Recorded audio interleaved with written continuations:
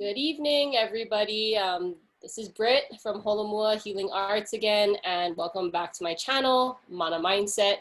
And this evening, we're just gonna flow again. I'm liking this COVID flow discussion, interview type session. And tonight I'm gonna introduce you to someone else, and her name is Denisse Zamora.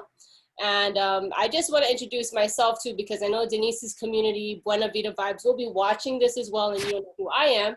So my name is Britt Yap, and I am a Reiki master, a life coach, and a clinical hypnotherapist. And my business is Holomua Healing Arts. And I'll have Denisse just introduce herself real quick before we get started. Hello, everyone. I am Denisse Zamora. I am an assistant at Holomua Arts, and I am also a behavior analyst. And I just graduated from East Bay with a BA in psychology.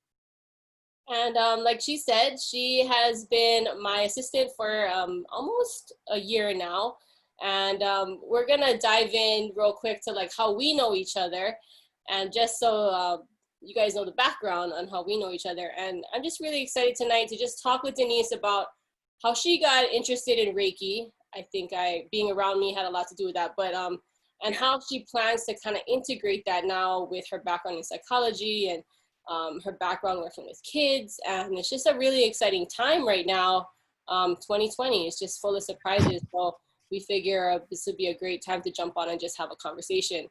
So yeah, Denisse worked as an ABA therapist, and she started working with my son Reef. So my son Reef is autistic, and he just made 4 in May, but I think she was working with him when he was about 3 years old. That's when she met him. And yeah, it's just been an amazing time. And I really saw how well, you know, Denisse is working with Reef, and so I wanted to just talk to her more and see, you know, I'm kind of nosy, so I guess you could tell them like how you kind of found out like what I did, because you know you would come over to the house and you'd work with Reef.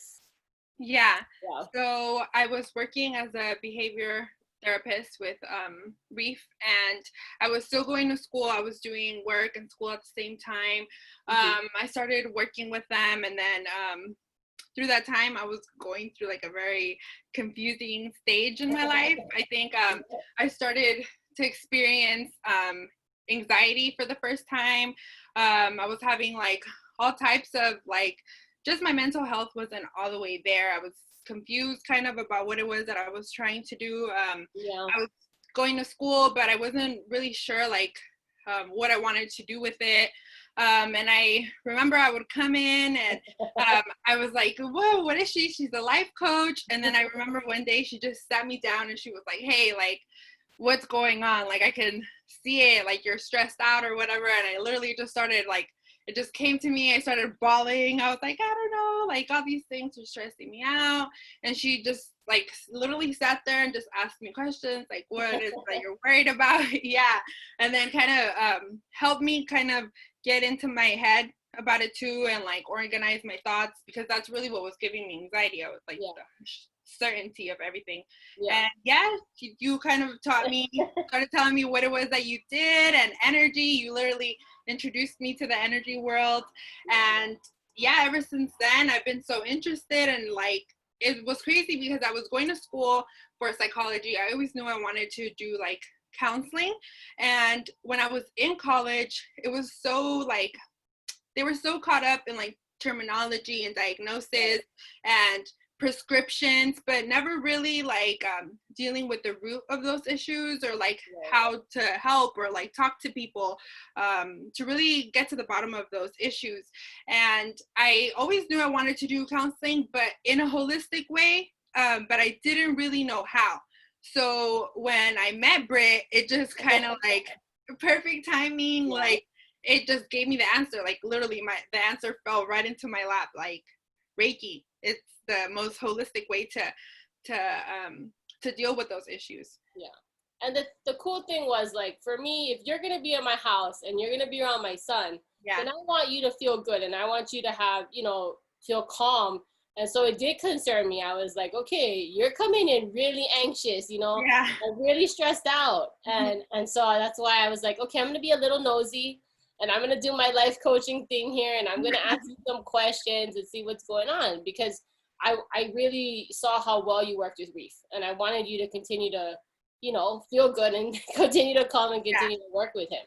So it was just, you know, it was the right time too, because you were studying psychology and we're having these conversations about holistic health, not just giving someone or prescribing someone a medication.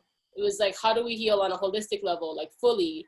It's like, you don't just trim the grass, you got to pull the roots out, you know, you got to pull the weeds out. And so when you can get to the root of the problem, you can really heal a person instead of just putting band-aids on, which is kind of what we see in society now. The funny thing is, if anyone ever met Reef, he really likes watching prescription commercials.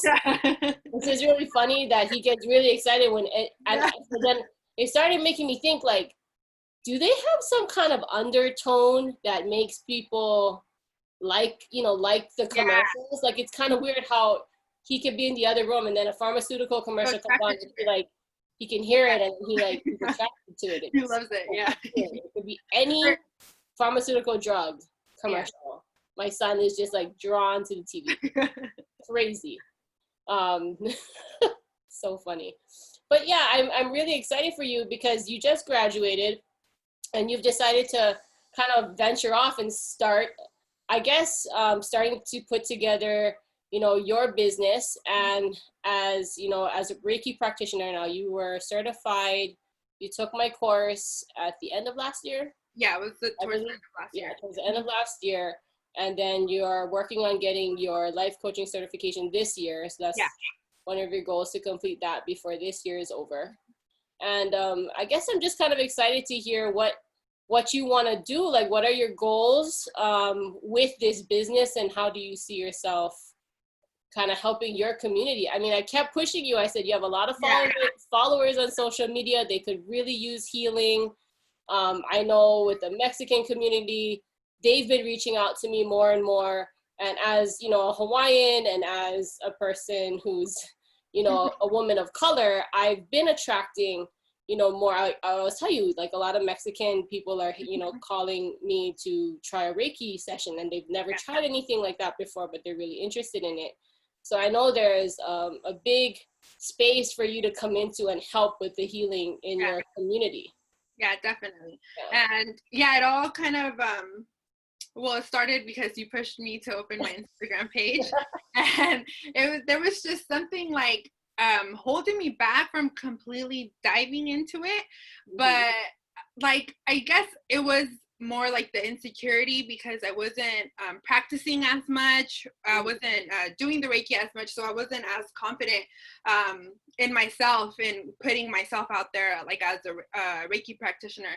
So I would just practice with my family and my friends, and it just kind of my friend posted a picture like she was receiving Reiki, and then everybody started, like, a lot of people started messaging her like, hey, like where is this, like, what is this? And then she just started kind of referring them to me. So I was like, okay, let me get on my Instagram, let me just promote myself, put myself out there. And it was kind of incredible. Most of the girls that have reached out to me are Mexican girls, and it just made me so, and I feel like the more I was practicing on them, it just made me so much more confident. And I was so happy when I was done and they would tell me like how much they loved it and like the big difference that they felt just in that one session. So just that obviously boosted my confidence, and it makes me really happy that like my community is reaching out to me and they're kind of trusting me to help them heal, because it is like a new thing for us. We don't learn it at home. The Mexican community, it's kind of like a new, it's not new because we talk about it. Our ancestors used to do this. Energy healing is not new. Definitely not. But it is for like us and like this generation. So it makes me really happy, and my goal is to continue to do this. Like my goal is to become a life coach at the end of this year. So I'm really excited to incorporate those two things, because I feel like this time that we live in is very confusing and stressful, and we like definitely need an outlet, and we need to heal. Yeah. And maybe before we move any further, you should read, or, you know, we talked about, well, for some people, this is the first time they're even hearing the word Reiki, right?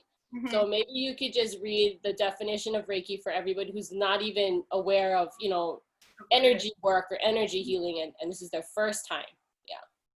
So Reiki, I'm going to read the definition. So Reiki is a complementary therapy often described as palm healing or hands-on body healing, in which a practitioner places hands slightly on or over a patient's body to facilitate the patient's process of healing. Reiki is an energy healing treatment that works holistically on the body, mind, and spirit, not a system of religious beliefs. Reiki is simply a relaxing treatment where natural healing vibrations are transmitted through the hands of a Reiki practitioner who acts as a conduit to the body of the recipient. Yeah. So all we're doing is sending love and light to the person in front of us, and that's at the base, you know, root of it. That's what we're doing, is just helping the person heal. Like, we have to work together. I always tell you guys this, I never work on anyone who's not open to it, because I believe the mind is so strong, and if you don't want it to work, or if you want to prove the practitioner wrong, like, oh, this stuff doesn't work, then your mind will make that happen. So I only work on people who are willing and open to the healing. They could be skeptical, that's fine. Most people are. Their first time trying something new, they're going to be a little skeptical. But if they're wanting the healing, and if they're open to it, and especially if they need it. Yeah. The more someone needs it, the more someone's like open to it. I've worked on so many people who have said, I've tried all these other things, nothing's worked, or I'm on a ton of Western medicine and none of that's working and it's making me more sick, you know, so I don't have anything to lose to try this. And that's a great place to be, not having anything to lose, you know, and just being open to trying it. And I hope more of your community will at least try a session just to see what that's like. Yeah, definitely. Yeah, because it can help on every level, from physical ailments to emotional. I mean, some people just sit in the chair and cry and just release everything that needs to be released, from spiritual to, you know, mental. I mean, you could do everything from take away a headache to I've had people come in to see me right before they take a test, just so that they can feel really aligned and their mental clarity and mental focus is there. And I've worked on anyone from professional athletes to doctors to firefighters to nurses to kids, you know, kids with cancer and things like that. So just about, I mean, anybody, even animals can, and plants can benefit from energy healing. Yeah. I mean, what other things have your community been kind of like asking you? I know they've seen you graduate this year. Like, well, I guess, are they wondering what you're gonna do with this now? Like, what are your plans after the life coaching thing? I mean, you talk to me a little bit about how you want to work with kids. Yeah. So right now I'm kind of working on building my own business, building on my clientele, becoming a life coach, because like I said, I wanted to be a psychologist, but I just wanted to do it the most holistic way possible, because like I've seen like people who have been on depression and then gotten on the medicines, and I've seen how like it kind of makes them like kind of like zombie-ish. It just doesn't really fix the root of the problem, right?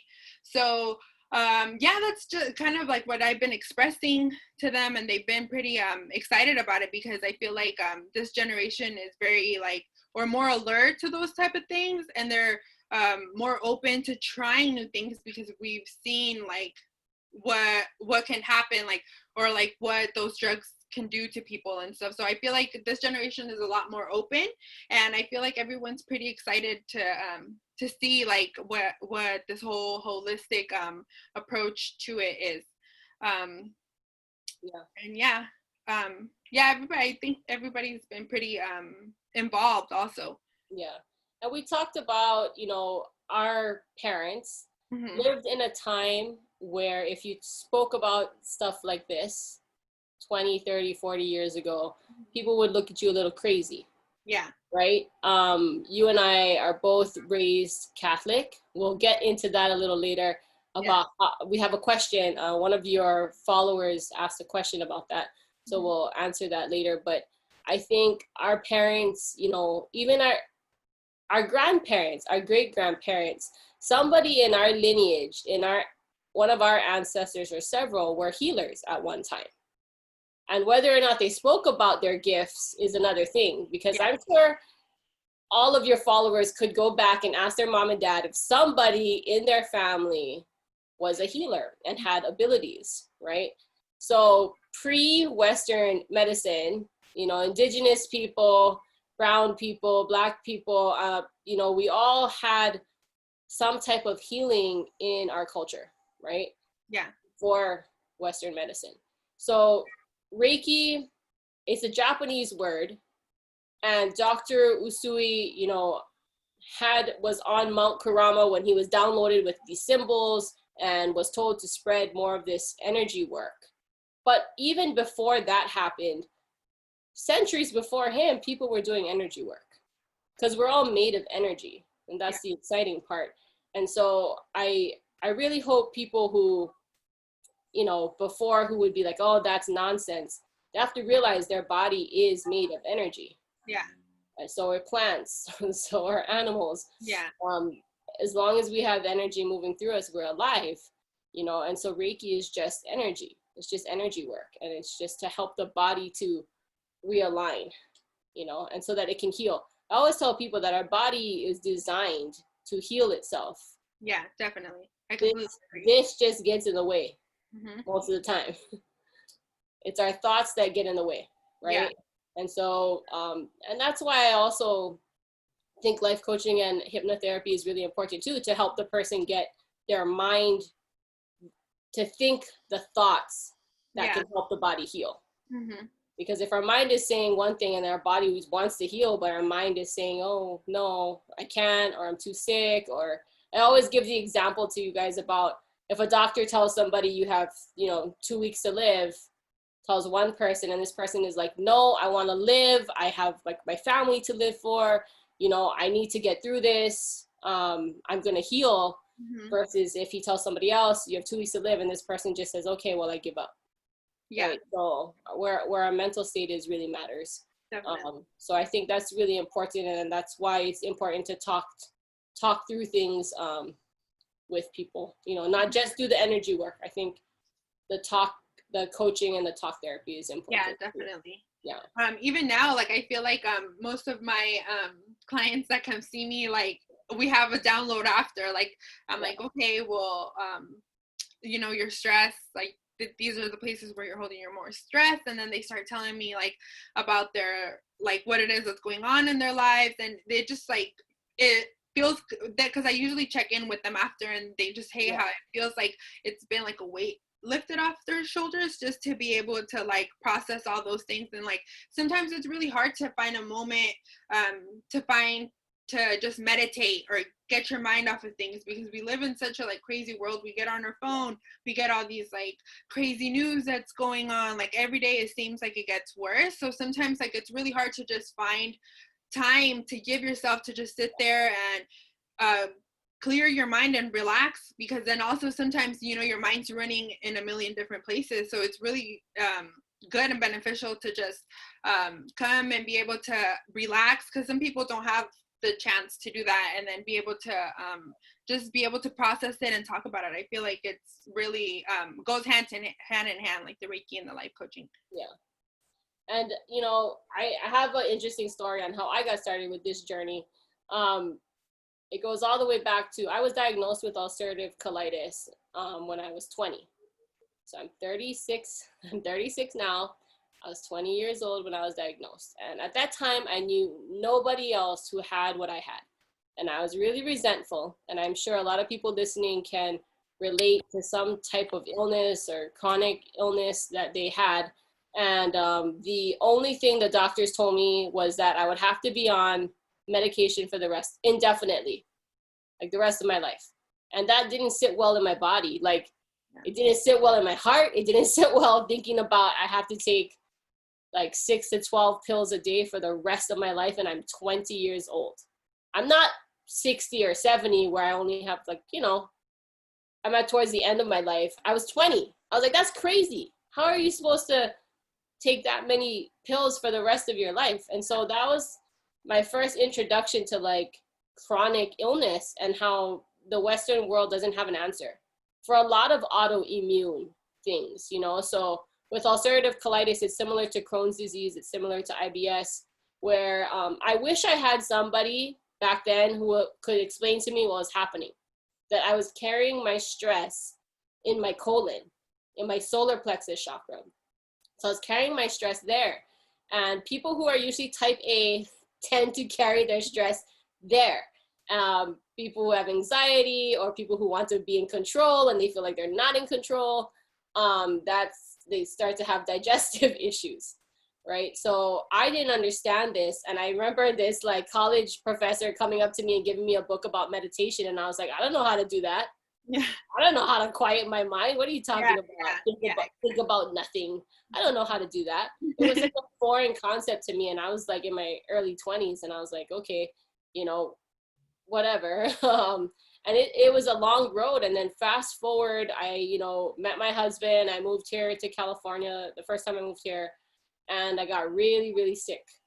They always say like a move, a death, and a new job are like the 3 most stressful things in your life. I had all 3 things happen within 6 months. So my guts were like on fire, like totally inflamed. I ended up at Oakland Kaiser Hospital for a week. And the doctor was saying the only way that I can help you and the only way you can get better is if I remove your entire colon. Oh my God. And I know a lot of people have been told that, like the only answer is to remove body parts. And while that is an option, that shouldn't be my only option. Mm-hmm. You know what I mean? And once again, I had that feeling in my body, like this does not sit right with me. That cannot be the only way. And I remember kind of almost like having a mini download from my ancestors and from my guides at the time. And I wasn't doing Reiki or anything like that when this was happening. I was in journalism and PR. I went to school for journalism and PR, and that was my background. I have my master's degree and all of that. So that's what I was doing at the time. And when this download happened in the hospital, I just remember thinking, I got myself in this mess. I can get myself out of this mess. And it has to start with me changing my thinking. Mm-hmm. I knew that. I knew it had to start with me visualizing myself being healed and truly believing I could be healed, right? So that I had to start there. And I just remember my husband, he was just so helpful. And he started to, sorry, my computer screen switched. Rod started to do research when we were in the hospital, and he saw that hypnotherapy helped with ulcerative colitis.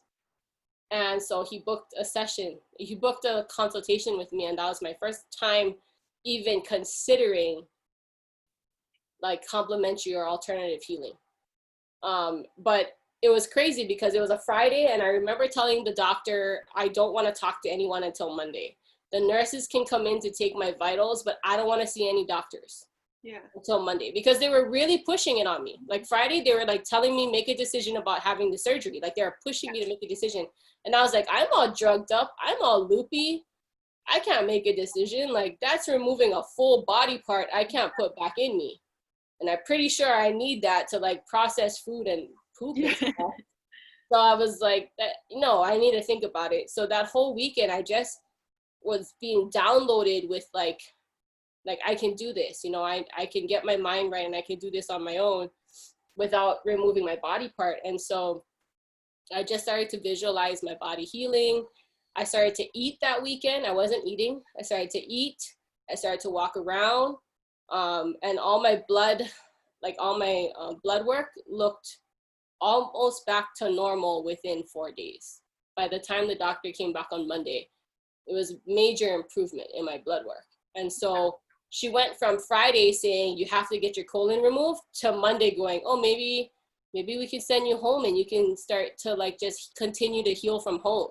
Wow. So that was my first, like, you know, the world kind of shifting for me, everything kind of shifting for me. And I started looking up hypnotherapy, and I did a couple sessions. And then with Reiki, like my mom, you know, I'm Hawaiian, and so my mom always took me to Hawaiian healers growing up. And so I was like open to energy work. I've heard about this stuff before. It wasn't new to me, but I never thought I could do it. Yeah. That was new. That thought of like, I could do this work was new. And I remember the healers telling me, like, you have something with your hands are really hot. You know, you have healing hands. I was told that growing up. I just thought they were like just telling everybody that.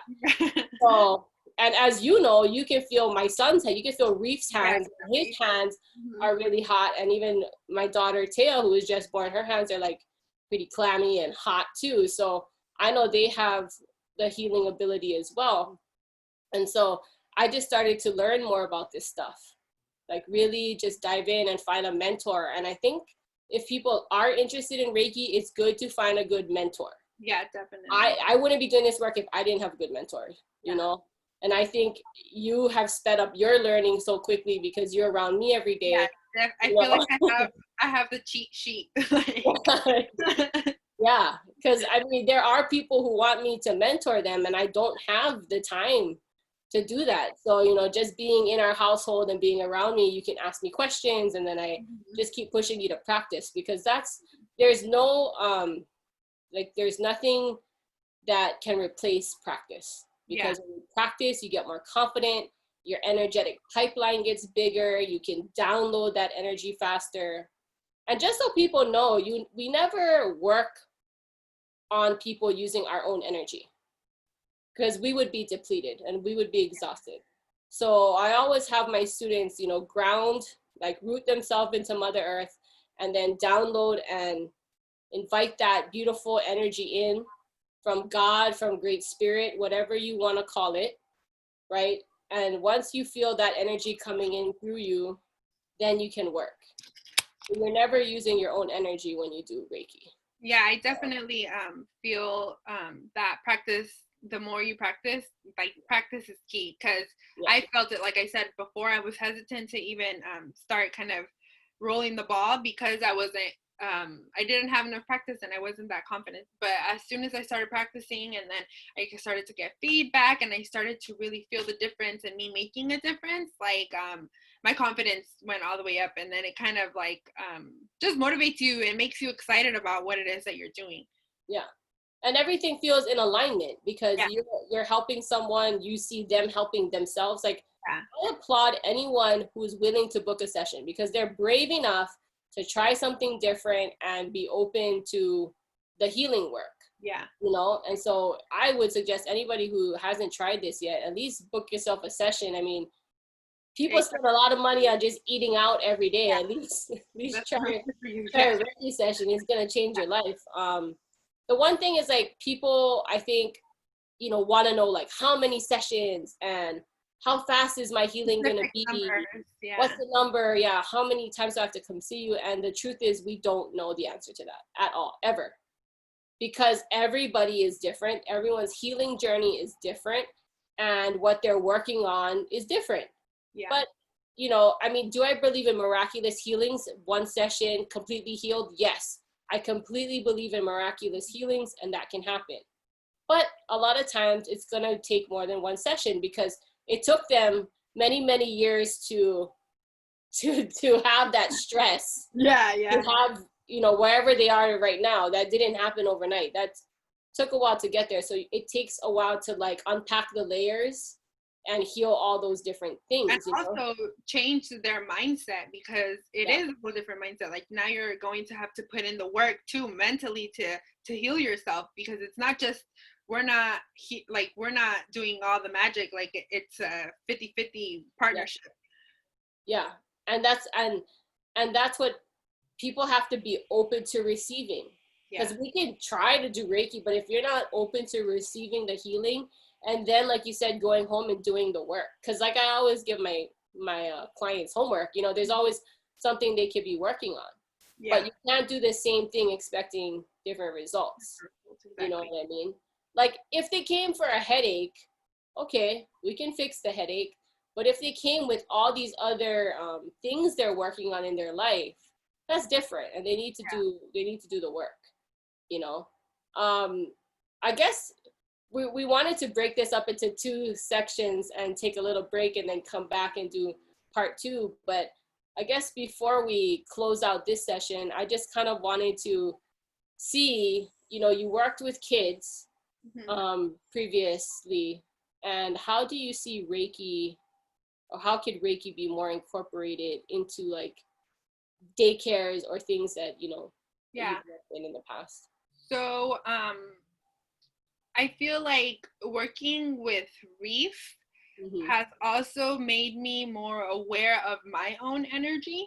Right. And I feel like kids are sponges and they're very sensitive to energy, especially kids that are autistic. Like I used to work doing ABA therapy, and knowing now that how my energy affects the kid and the home environment affects the kid, I feel like I would do things a little different because I'm more aware of my own energy. And like with Reef, right, he does not allow any type of bad energy. He's like, no, we're positive over here. Do not bring that negativity over here. But it's like, and it's the same thing, like it's like the world is such a stressful place. There was this one child in particular that was very like hyperactive, and all of the teachers were already kind of expecting him to be doing the wrong thing or getting in trouble. So everybody was already kind of like tense towards him. So he was like he would get really upset sometimes out of nowhere and like have huge tantrums and like emotional breakdowns at school. And I remember myself feeling frustrated also because I wasn't quite sure how to deal with that, and the teachers as well. Everyone was stressed out because no one knew how to like calm his energy down. Knowing what I know now, I feel like Reiki and your own energy, like it just affects children so much. And I feel like if maybe we were even giving like a small course of teaching us what energy is and how we affect the kid too, because if me including, like if I was able to sit with the kid and able to relax myself, you know, get in my head and be like, okay, what's wrong, or like why is it that he's acting this way? He has a disability, you know, he doesn't match, he's not going to be like all the other kids that are able to understand completely, like, oh, sit down or whatever. I feel like I could have done a better job also like relating to him, knowing what I know now. And I feel like every kid could benefit from him, not just from Reiki, also not just kids that are autistic. Yeah, and I think, you know, with Reef, like he's taught me so much, but we really mean it. Denisse and I really mean it when we say he does not put up with negative energy in the house. He will. One of his things he does is go and make a noise when he's really irritated with something. So if he feels energy is off, he will make that noise just to kind of let you know, I'm not really happy with you right now. Another way he lets you know is by scolding you and putting his finger on your lips and scolding you. When my tone is too harsh and he thinks I'm scolding him or I am speaking in a harsh, upset manner, he will check me. He will check me by scolding me. And it's usually with like tapping or kind of harshly hitting me in the mouth. Like, you know, Mom, I do not like that. You know, so he really does hold us accountable for the energy that we bring into the house or that we bring around him. Even like he's so sensitive. Yeah, when I get there and like if my energy is not all the way there, he's like, okay, what do you need? Like a hug? Like he comes and hugs me like, okay, like get it together. Yeah, you need me to hold your hand, you need me to hug you. Like, okay, are we good now? Life's not that bad. Like let's get it together. You know? And he's brilliant because he knows what the things are that makes him calmer. And as adults, we need to be better at figuring out the things that make us calm. And you know what? Most of the times we know what it is. We just don't go do it. Yeah. Right? Like we know what songs we like. We know if the beach or the forest or the redwoods or whatever calms us down. We know what friends to call when we're, you know, we know those things, but yet we don't do it. Right? And then we grumble that we're so stressed out and this and that. Yeah. Right? So just knowing the things that you need to do that's part of your daily routine or part of your weekly routine that will help you stay grounded and calm is very important. I mean, people should even like write this down in their phone or make a list and put it on their bathroom mirror, because instead of like reaching for the pills or instead of, you know, feeling depressed all day, just go to your list and be like, oh yeah, let me go do that today. And I know I'm going to feel better.